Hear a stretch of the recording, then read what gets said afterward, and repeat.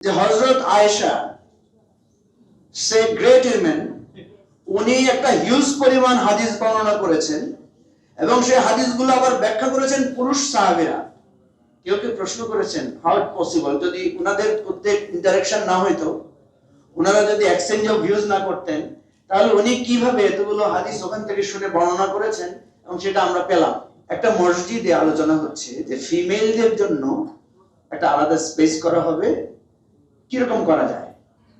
তো আলোচনা করতে সব পুরুষরা বসে, একজন সেখানে বললেন ফিমেলদের জন্য মসজিদের বা স্পেসের আলোচনা করছেন, তাদের কি ধরনের ফ্যাসিলিটি দরকার, তাদের কি ধরনের সমস্যা দরকার, আমরা বুঝবো না, সুতরাং এটা তাদেরকে ডিসাইড করতে দেন।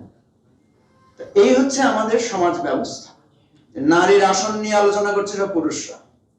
এখন কথা হচ্ছে আমরা সংস্কার কমিশনের সবচেয়ে বেশি সময় দিয়েছি এটা নিয়ে, আমরা নীতিগতভাবে একমত হয়েছি যে 100 আসন হবে, কিন্তু আমরা সমাধান বের করতে পারিনি যে এটা কিভাবে হবে। এটা নিয়ে মানে কাউকে দোষারোপ না করে একদিন দেখেন সব রাজনৈতিক দলগুলো একমত যে 100 আসন আমরা নারীদের জন্য রাখবো। প্রসেসটা আপনারা আলাদা করে বের করে দেন, অথবা এই 2 মিনিট আলোচনা না করে আমাদেরকে 1 ঘন্টা 1.5 ঘন্টা আমরা অল্প বডিতে বসে আলোচনাগুলো করি, সমাধান বের করতে হবে। কারণ আমরা একে অপরের দিকে আঙ্গুল তুললে এটা সমাধান হবে না। আমাদের পার্টিতে আমরা আমাদের এক্সিকিউটিভ কাউন্সিলে জোর করে বলতে আমি বোঝাতে চাচ্ছি একজন নারীকে আমরা রেখেছি। এখন পলিটিক্যাল পার্টিগুলোর ডিসিশন মিটিং হয় রাত 2টা-3টা পর্যন্ত। এখন প্রশ্ন হচ্ছে একজন নারী আমাদের সমাজ ব্যবস্থায়, সে তার ফ্যামিলি আছে, বাচ্চা কাচ্চা আছে, রাত 2টা পর্যন্ত সে মিটিং এ থাকবে কিভাবে?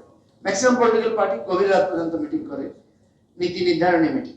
তাহলে আমরা আমাদের পার্টিতে সিস্টেম করেছি যে আমাদের বোনটা যে থাকবে সে ভার্চুয়ালি জয়েন করবে।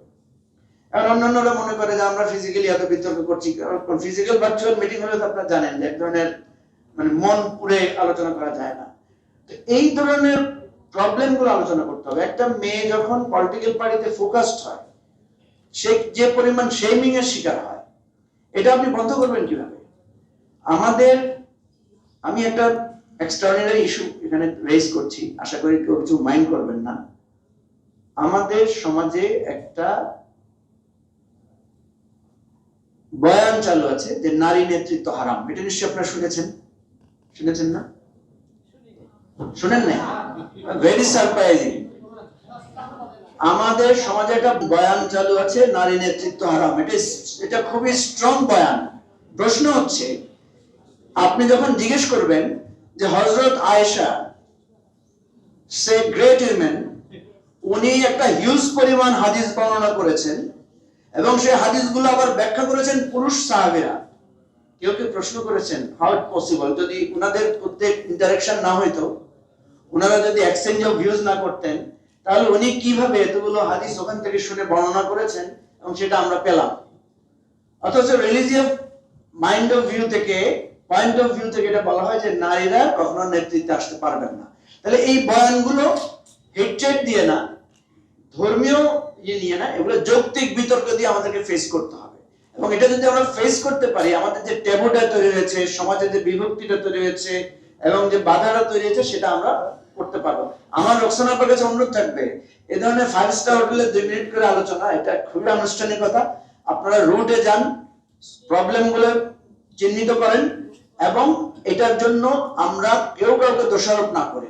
এবং আমি একমত যে নারীরা যখন থাকে ঝগড়া কম হয়, নারীরা যখন থাকে ভাষা ব্যবহারে পুরুষরা সংযত হয়, নারীরা যখন থাকে সেখানে সিদ্ধান্ত গ্রহণ প্রক্রিয়াটা সহজ হয়। আমরা চাই আমাদের নারীদেরকে বেশি করে আমরা রাজনীতিতে আনতে।